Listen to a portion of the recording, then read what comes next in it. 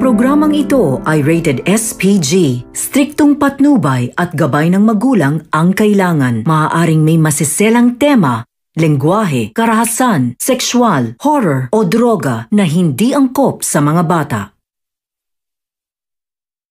Wala nang lusot itong si David para iwasan niya itong si Ramon ang kanyang pagpapagkap sapagkat si Tinding ang tatapos nito.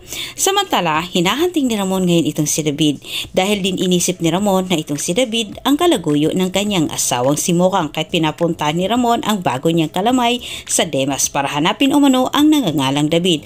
At nung nalaman naman ito sa dalawang ahas, pinagtatalunan nila dahil ito sa kapalpakan ni David at higit sa lahat nagtutulungan din silang dalawa kung sino ang gagawa ng paraan para mapigilan umano ang kanang kamay ni Ramon. Lakas loob na tinakot ni David itong si Olga na sa oras umano na siya'y hayaan lang ni Olga na kumalat ang kanilang problema, may kalalagyan umano itong si Olga dahil ilalaglag umano niya ito kay Ramon.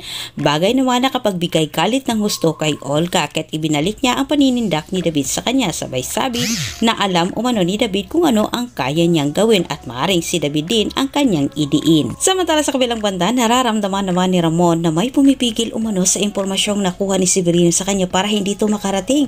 Sinabi sa isip ni Ramon na si David umano ang tanging susi para mabuksan umano ang pentong papasok kung sino umano ang nasa likod sa pagkatumba kay Severino. At si Tinding mismo ang sasagot sa mga katanungan ni Ramon dahil sa araw ng kasiyahan sa pamilya Montenegro at Caballero, sasabog ang lahat. Ibibisto ni Tinding itong si David. Pinagkainteresan ni Senyora itong si Tanggol Isti David para sa kanyang apo dahil naniniwala itong si Senyora na malaking tulong umano itong si Tanggol para sa kanilang mga negosyo dahil ito umano ang tanging tagapagmana sa pamilya Montenegro pero labag sa kalooban ng kanyang apo ang inuutos ni Senyora sa kanya.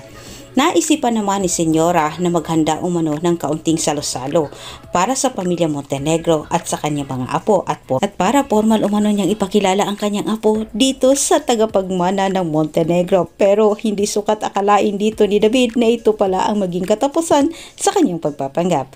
Dito po nagtatapos ang ating advance episode. Huwag mo kalimutan mag-subscribe para sa maraming karagdagan ko ikaw ay bago pa lang dito sa aking channel. Muli maraming salamat. God bless.